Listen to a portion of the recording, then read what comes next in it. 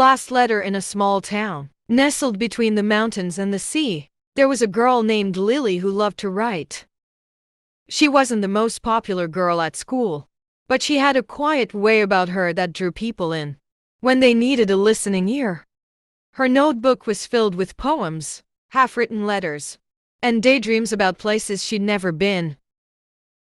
One rainy afternoon, while cleaning out her grandmother's attic, she stumbled across an old wooden box. Inside, there were stacks of letters tied with faded ribbons. They weren't just any letters.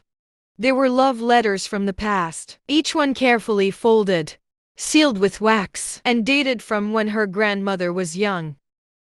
Curious Lily read one, then another. They were beautiful, filled with longing and tenderness, written to someone named Jack.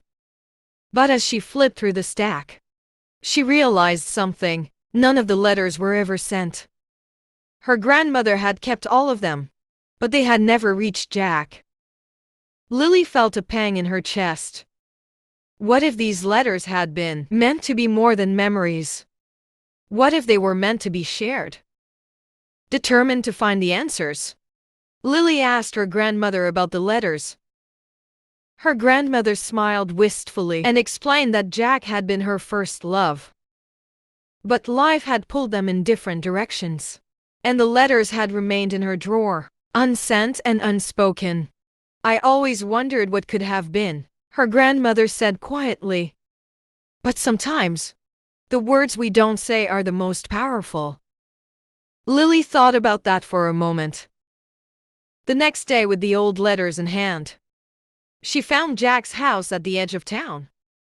It was quiet and overgrown with ivy, but she could feel a kind of magic in the air, as if something unfinished was waiting to be completed. She knocked on the door, and a man in his late 70s answered. His face softened when he saw her holding the letters. "I knew you'd come one day," he said, his voice gentle. "Your grandmother never stopped thinking about me." With trembling hands, Lily handed him the letters. Jack took them, his eyes filling with tears as he sat down on the porch, surrounded by memories.